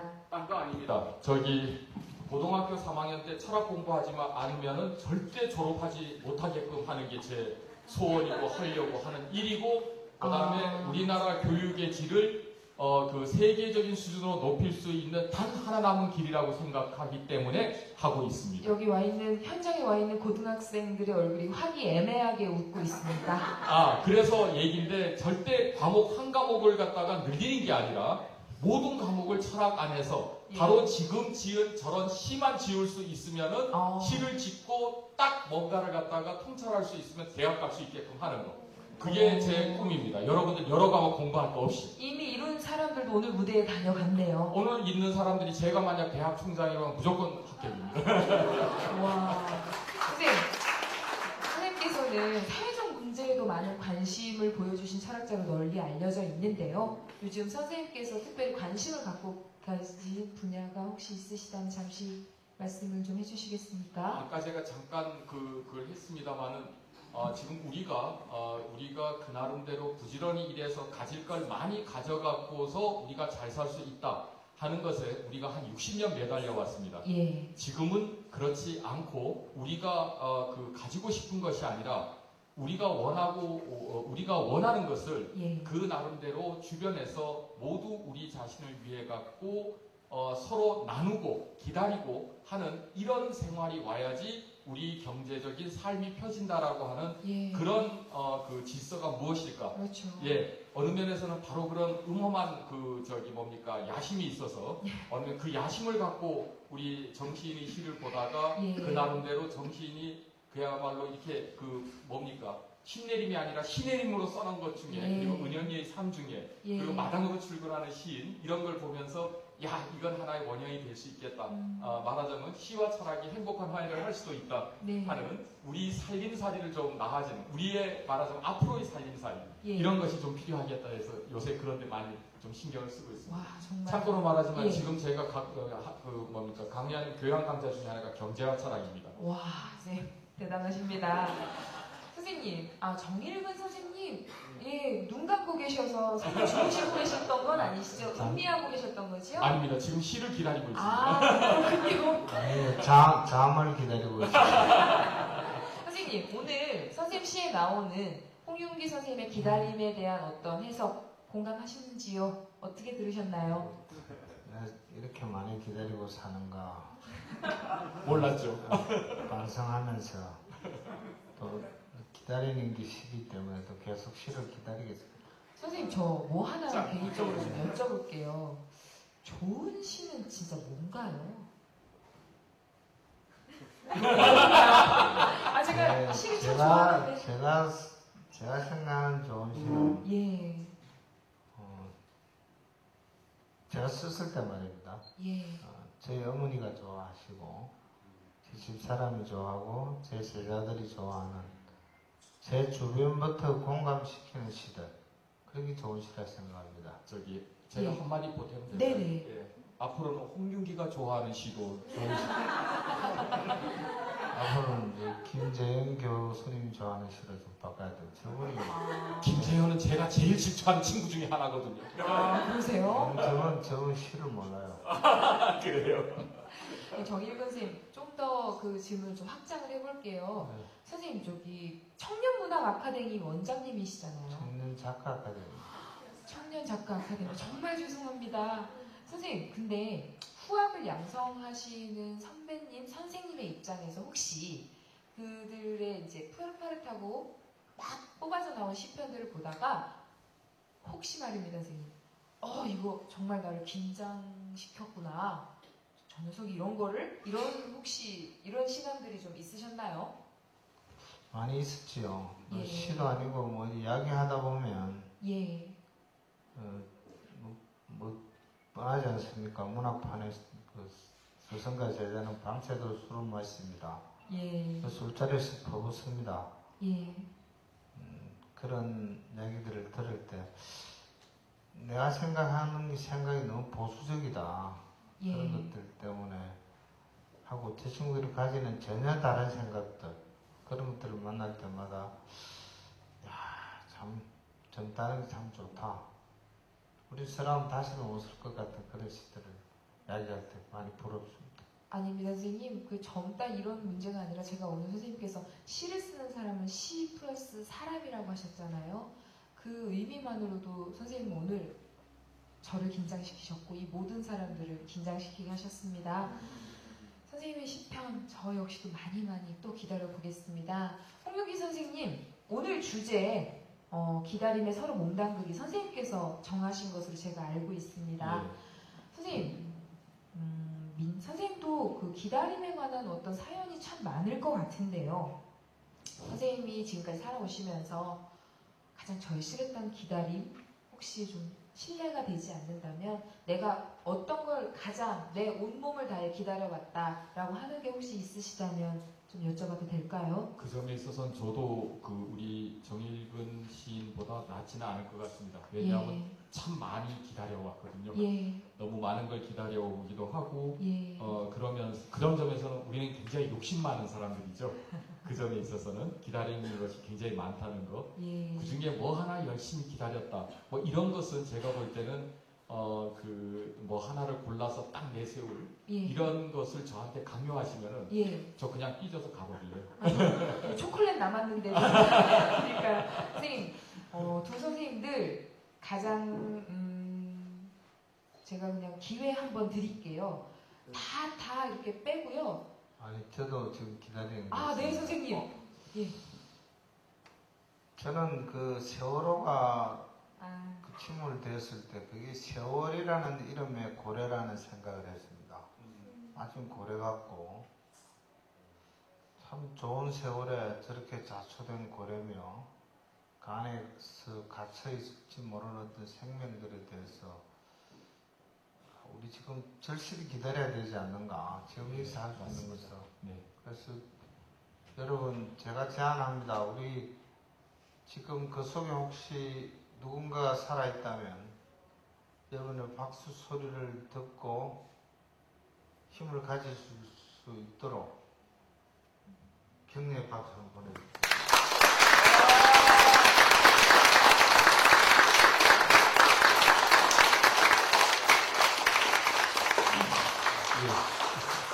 대원에 없는 것 좀 감동적이죠. 이런 걸 기다려야 돼요. 우리 사실 오늘 제가 아무 소리 안 했습니다. 예, 홍 선생님께서 말씀하다시피 저희가 이제 행사를 해야 하나 말아야 되나를 결정하는 과정에서 이 시국과 관련해서 너무도 많은 고민이 있었습니다. 예. 그런데 마침 선생님께서 말씀하다시피 오늘 기다림이라는 주제이기 때문에 이 무대가 계속 이어졌습니다. 아주 우리는 기다리고 있지요. 이 시편들이 어느 누구에겐 참 절절한 마음이 다가갔을 텐데 돌아올 겁니다. 그들은 생존에 있겠지요. 그래서 그 기다림 안에 너무나 많은 것을 담을 수 있고 가장 절실한 것을 그때그때 담을 수 있기 때문에 제가 이제 어느 면에서는 우리 정일근 선생님이 시에서 마지막 결론이 이거는 기다림의 기다림이다. 예. 이런 식으로 해서 말하자면은 우리 선생님의 전체적인 말하자면 본인은 기다리는 줄도 모르고 기다렸던 그것을 예. 갖다가 딱 한마디로 요약을 할 수 있겠다 이렇게 생각을 했던 겁니다. 그렇지만 시인들은 대개 철학자들이 이렇게 키워드 하나로 내놓으면 되게 기분 나빠요. 왜냐하면은 예. 내 시가 그렇게 다 한마디로 환원되냐 이런 아니, 식으로. 저는 아주 기분이 좋았습니다. 좋았으니까 다행입니다. 이제 안 기다리겠습니다. 그러면 제가 헛발질. 네. 홍문규 교수님의 문학적인 글을 한번 기다려보고. 혹시 정일근 선생님, 홍윤기 교수님께서 시를 쓰신다면 제자로 받아주실 의향이 있으십니까? 경남 작가 아카데미? 청년 아카데미에서? 그럼 다닐 수 있는 자격이 없습니다. 청년이 아니라서요? 아닙니다. 우리는 학사, 석사, 박사, 예. 동문, 교직원에 해냈으면 문의를 열지.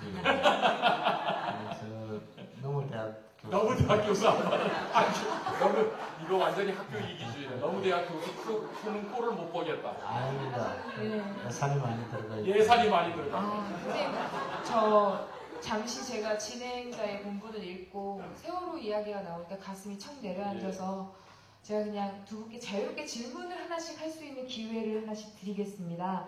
홍윤기 교수님께서는 정일근 교수님께 좀 이렇게 질문을 혹시 그동안 차마 묻지 못했던 것들, 개인적인 것도 괜찮고요. 정일근 교수님 역시 양날의 칼이지요. 찔리는 만큼 찔리는 질문 할 수 있는 기회 드리겠습니다. 혹시 평소에 궁금하셨던 거 있으신가요? 두 분 서로? 홍윤기 교수님부터요. 저는 이번에 워낙 궁금함이 없을 정도로 우리 정 선생님이 시를 갖다가 한번 파봤으면 해서 딱 있었는데, 근데 사실은 제가 딱 하나 묻고 싶었던 것은 있었어요. 네네. 그런데 아까 우리 미녀 작가께서 물어버리더라고요. 뭐죠? 왜 그 출판사가 시집마다 아니, 그러니까 시집을 쫙 모아놓으면 정말 다채로워요. 그래 제가 이렇게 리스트를 쫙 뽑았는데 리스트를 뽑았고 그 중에 어쨌든 8권을 구하고 그리고 나서 3권은 못 구했습니다만은 그 8권을 쫙 보니까는 출판사가 다 다르더라고요. 그런데 이제 이게 진짜 궁금했어요. 그러니까 출판계 노매드입니다. 너무 출판계의 노매드. 그럴 수 있겠습니다. 일이 뜨겁니다. 하여튼 시인은 시한테는 자유롭지 못하지만 시를 출판하는 출판사에는 자유로울 수 있으니까는. 그렇죠. 그러니까 오늘 처음 깨달았습니다. 그건 진짜 물어보고 싶었는데 혹시나 해서 그랬는데 하여튼 저로서는 아까 우리 미녀 작가께서 너무나 미녀스럽게 물으셔가지고 저로서 혹시 또 오해하실 분들 있으실까봐 부연 설명을 좀 드리자면 제가 오늘은 차마 장난을 못 치는 무대라서 제가 말을 안 했는데 저의 자칭, 오로지 자칭이지만 이제는 타칭이 되어버렸습니다. 저의 이름은 신비주의 미녀 소설가 이은선입니다. 정일근 선생님, 홍윤기 교수님께 돌직구 질문 부탁드립니다. 아마 저를 몰랐을 겁니다. 건강하십시오. 감사합니다. 건강이라는 어떤 최대의 화두를 던져주셨습니다. 가장 고마운 하루입니다. 네. 뒤에 한마디 더 있습니다. 밤길 조심하시고. 그러게나 말입니다. 정일근 스님, 제가 선생님께 평소에 궁금했던 거 한 가지만 여쭙겠습니다. 정일근이라는 시인에게 고래는 어떤 의미인지 궁금합니다. 고래는 끝이 없는데요. 예. 지금도 바다에서는 고래가 죽어가고 있고. 예.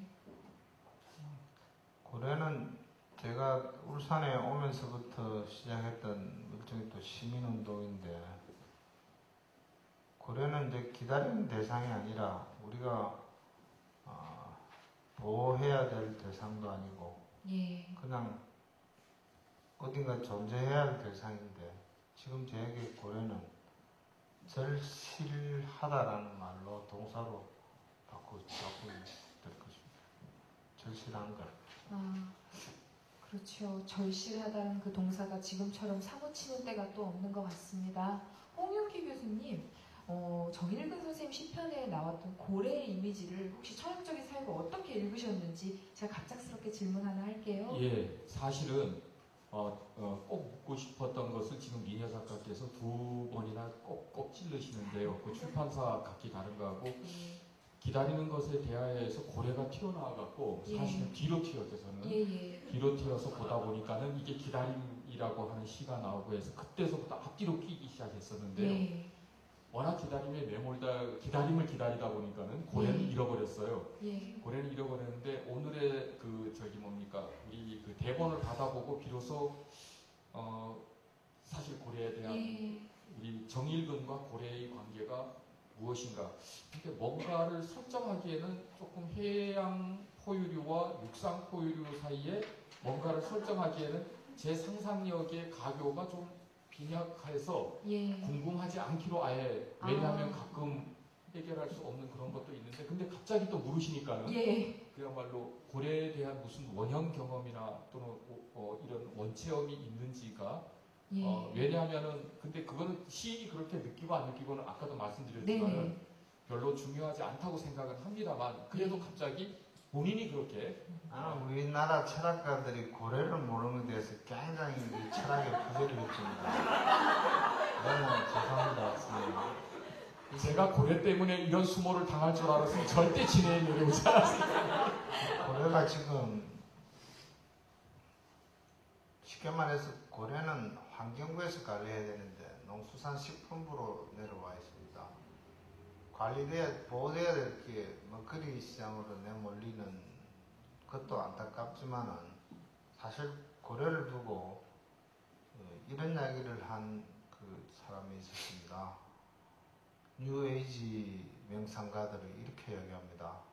지구에 2 종류의 외계인들이 와 있답니다. 하나가 고래고 하나가 사람인데 이 둘은 사람이 죽어서 고래로 태어나기도 하고 고래가 죽어서 사람이 태어나기도 한다. 그러니까 소통하라. 아이를 낳을 때 고래 곁에서 낳으면 편안하다. 그건 지금 사실 일정됐거든요. 고래는 사람과 가장 친숙한 나의 전생이고 나의 후생입니다.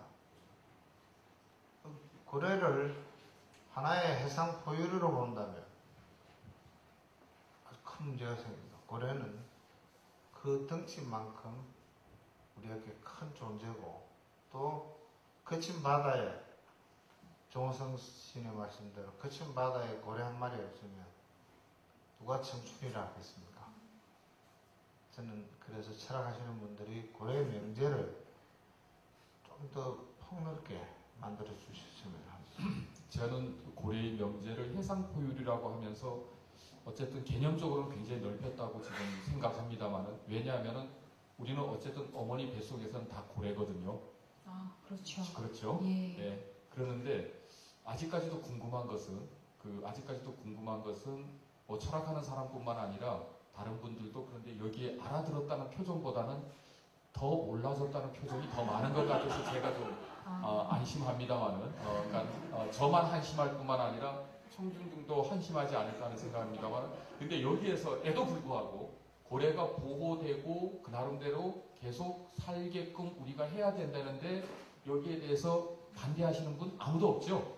에도 불구하고 그 이유가 정일근 이유에 대해서는 그런가 하고 하는 이런 부분은 분명히 있는데 어쨌든지 간에 제가 우리 정일근 시인에게 내려진 기다림을 이해하려고 할 만큼 앞으로 고래에 대해서는 이해해 보려고 그리고 따라서 한국의 자랑스러운 철학자로 고래를 알았다는 인정을 받기 위해서라도 제가 그 노력은 하도록 분명히 약속은 드리겠습니다. 감사합니다. 마침 고래가 사는 바다 이야기가 잠시 나왔어요, 선생님. 고래 하면 바다를 또 빼놓을 수 없고 고래와 바다 하면 우리 또 정일근 선생님을 또 빼놓을 수가 없습니다. 바다에서 고래를 많이 기다려보셨고 그리고 우리가 또 생각이 많거나 수심이 있을 때 혹은 생각을 털어버리고 싶을 때 바다로 가기도 하잖아요.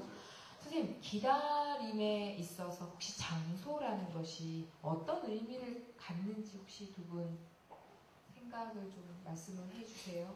바다와 기다림. 저는 우리 홍 교수님이 앞에서 다 밝혀주신 어느 장소 어디든지 가리지 않고 기다리고 있었습니다. 그렇기 때문에 그럼 기다림과 장소는 별로 상관이 없었다는 무조건 말씀. 기다립니다. 교수님. 예, 고래에 대해서 한 말씀만 더 하면은 어쨌든 포경 금지법을 위해서 앞으로는 제가 전력을 투구하겠다는 거. 고래잡이 금지법은. 예. 근데 분명히 그 뭡니까? 죄송합니다. 폭행 금지되어 있습니다. 이미 모라토리움이 만들어져 있습니다. 맞습니다. 예. 불법 포경 금지법이 포경은 어쨌든 예. 지금 현재로서는 예. 그런데도 불구하고 제한될 수는 예. 잡을 수 있게끔 되어 있는 걸로 알고 있습니다만은 제한된 수도 못 잡습니다. 대한민국 현행법에 의하면 제가 알고 있는 거하고 약간 다르니까 좀 고래는 죽어서 떠내려오는 예, 잡초, 그렇게 하죠. 예. 그물에 걸려 죽은 혼액된 고래를 DNA 검사를 받은 뒤에 처분하도록 되어 있지. 다른 의도로 가지면 잡혀갑니다. 어쨌든지 간에 그 도종환 시인께 그 고래 못 잡는 법 좀 만들어줘 하는데 예. 상동했다가 지금 예. 제가 또 뒤집었었네요. 예. 그건 장한나 의원인가 그분이 예. 법을 만들어서 나한테 계류 중입니다. 예. 그렇습니까? 제가 하여튼 그래서 그런 부분이 있고요. 하여튼 그런 점에서 조금 전에 참 질문이 뭐였죠? 기다림의 장소. 기다림의 장소. 예. 예. 장소와 예. 기다림. 그런데 장소와 기다림의 부분에 있어서 저는 어느 면에서 우리 그 정일근 시인께서 기다림이라고 하는 그러니까는 어느 면에서 기다림의 개념에 대해서 저를 굉장히 풍부하게 해줬는데요. 예. 그랬을 때 기다림의 리종 또는 기다림의 알뿌리 식물 예. 그러니까는 기다림이 여러 가지 면모로 예. 쫙 땅속에서 줄기쳐 나가면서 솟아오를 수 있다는 거 이런 걸 갖다가 실제로 계속 시내림 예. 받듯이 써놨기 때문에 예. 아까처럼 아까 우리 우리 친구들이 예. 그런 부분을 갖고 기다림을 어디서나 이렇게 적용하는 굉장히 중요한 발견을 했지 않습니까? 저는 그런 것이 시인들의 공로라고 생각을 합니다. 선생님, 마침 말씀하신 김에 제가 그냥 마지막 질문 한번 이어볼게요. 선생님, 기다림에 있어서는 사실은 말하는 게 우리가 흔히들 말하는 게 시간이나 속도잖아요. 시간이나 속도죠. 선생님, 현대인들의 속도, 처음에 제가 이제 앞서 말씀드렸던 맞습니다. LTE 그 속도에 예. 대해서 우리가 또 그 속도에 따라가는 사람들이, 우리 어린 친구들이 어떻게 살아야 하는지, 기다림과 속도, 지금 이 현실, 어떻게 좀 포괄적이지만 좀 한 말씀 해주실 수 있으시겠습니까? 그 점에 대해서 기다림이 굉장히 중요한 것은 어느 장소에든지 간에 장소를 넓히면서도 그 장소를 안고 들어갈 수 있다는 거죠. 예. 안고로 들어갈 수 있으면서 다른 사람을 해하지 않으면서도 그 사람의 가치는 그대로 나에게 예. 받아들인다는 거. 예. 따라서 그런 점에서 실질적으로 우리가 꼭 손에 넣어야지만 내 것이라고 할 수 있는 이런 부분이 아닐 수 있다는 겁니다. 예. 그래서 바로 그런 점에서 기다림은 장소에 구애받지는 않는다는 거. 어느 면에서는 굉장히 가치의 문제라는 거. 예. 예, 그리고 가치 있는 것을 기다리죠. 예. 그러니까는 가치 있는 것을 욕망하는 데서 한 걸음 벗어나서 그 가치를 가장 잘 받아들일 수 있는 예. 이와 같은 태도가 아닐까 하는 생각일 수가 있습니다. 여러분 동의하신다면 박수 부탁드립니다. 정일근 선생님, 마지막으로 사전 독자 감상단들이 선생님께 나 이거 너무 궁금해서 이 답변 듣지 않으면 집에 못 가겠어 라고 기다리고 있는 친구들이 있습니다. 몇 개 제가 읽어드릴게요. 하필 고래를 기다린다고 하셨나요? 왜 하필? 시인으로만 먹고 살기 힘드나요? 선생님처럼 다른 직업을 가져야 하나요? 우리 청소년들 마음 대변해주는 시 써주시면 안 되나요? 우리 학교 초대 강연 오시면 안 되나요? 시인이 생각하는 기다리는 사랑이란 구체적으로 누구인가요? 라는 여러 가지 질문이 있는데요. 혹시 이 중에 답변을 혹시 해주실 만한 질문이 있으실까요? 초대 강연 어느 학교입니까? 어느 학교입니까? 경일여고입니까? 이거 2년 전인가 갔다 왔는데. 예? 아, 맞다. 그렇군요. 그건 이제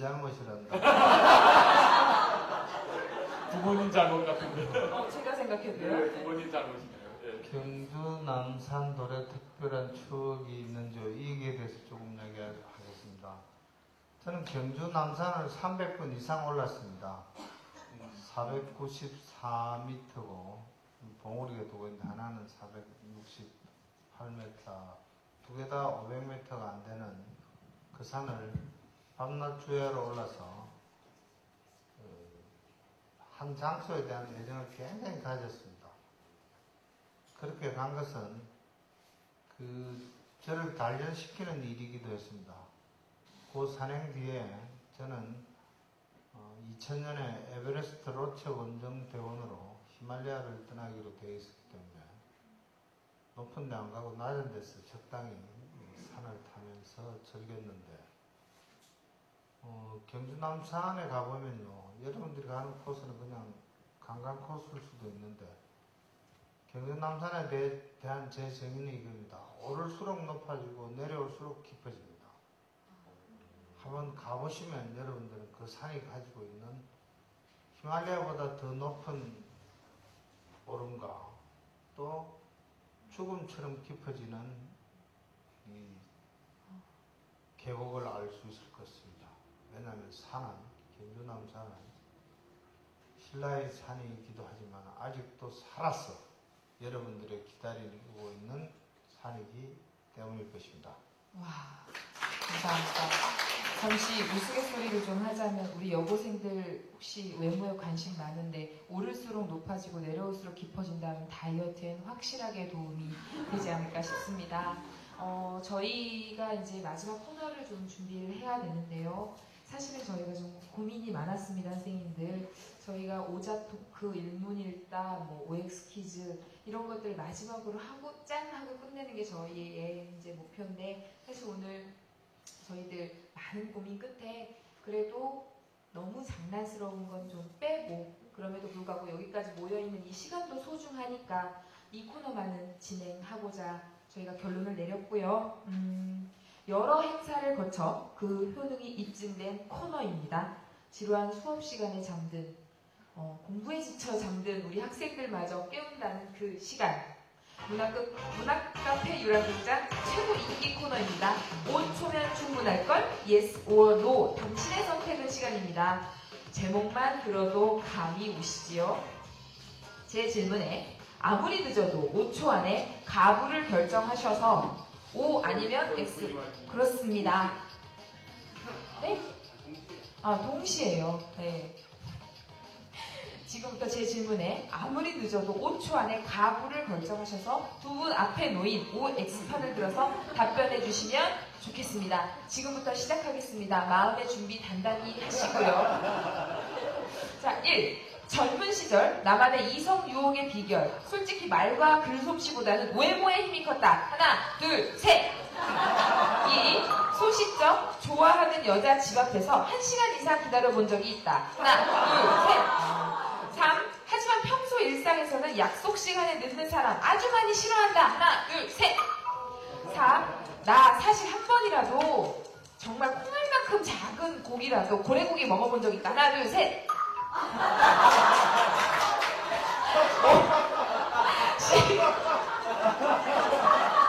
네, 알겠습니다. 아름다운, 네, 시. 아름다움에 대하여서처럼 늙어가는 것도 아름다움이라고 생각하지만 솔직히 젊고 어린 여자가 더 좋다. 하나, 둘, 셋. 6. 시를 읽는 사람들이 많아지면 우리 사회는 지금보다 훨씬 더 좋아진다고 믿는다. 하나, 둘, 셋. 아무리 생각해도 철학이 문학보다 혹은 문학이 철학보다 2만 배는 낫다. 각자 대답. 하나, 둘, 셋. 예. 자, 8. 나는 다시 태어나도 시인, 철학자를 하겠다. 하나, 둘, 셋. 9번. 오늘 이거 누가 썼냐? 정말 잘 썼다. 가끔 내가 쓴 글 보면 감탄한 적 있다. 하나, 둘, 셋. 10. 오늘 했던 말 중에 솔직히 후회되는 말이 있다. 하나, 둘, 셋. 11. 솔직히 지금 내가 절실히 기다리는 것은 행사 후 한 잔의 술이다. 하나, 둘, 셋. 12. 오늘 행사 중 이 코너가 제일 재밌다. 하나, 둘, 셋. 네, 감사합니다. 여러분 수고해주신 두 분께 정말 큰 박수 부탁드리겠습니다. 선생님 정말 감사합니다. 네, 이 시간들이 어떻게 흘러갔는지 솔직히 저는 잘 모르겠습니다. 어느덧 저희 문학카페 유랑극장 2014년 6번째 행사를 마무리 지을 시간이 다가왔습니다. 오늘 정일근 시인의 기다린다는 것에 대하여 그리고 철학자 홍윤기 선생님의 강연과 함께한 시간 어떠셨나요? 여러분 공감하십니까? 그럼 저는 여러분들의 대답에 사행시로 오정일근이라는 사행시로 대답을 할게요. 오늘 함께한 이 시간에 대한 정직한 일기예보 같은 근사한 문장들이 아닐까 싶습니다. 이제 정말 일하는 시간이 다가와 버렸습니다. 오늘 돌아가시는 길, 집에서 또는 길 위에서, 학교에서, 학원에서, 식당에서 등등의 장소에서 있을 당신에 대한 기다림을 생각하시면서 한 걸음 한 걸음 서로의 기다림에 다가가시길 바랍니다. 방금 이별이라는 말을 제가 방금 저도 모르게 썼는데요. 그 말 취소하겠습니다. 오늘은 이별이라는 말 절대로 쓰지 않겠습니다. 우리는 기필코 다시 만나야 합니다. 기적은 일어날 것이기 때문입니다. 뒤집어진 세월호의 푸른 뱃머리가 떠오릅니다. 아직 우리의 기다림은 의미가 있다는 표식 같은 푸른 뱃머리입니다. 우리가 기다리는 것은 분명 자명합니다. 살아있음이지요. 생존입니다.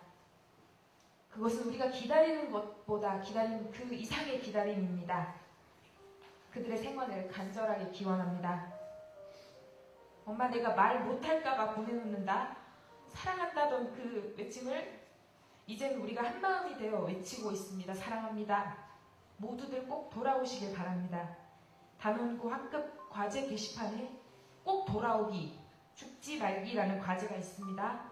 그들이 꼭 돌아와 그 과제를 수행할 수 있기를 온 마음으로 기다리겠습니다. 이제부터 우리 모두의 종교는 기적이고 기다림입니다.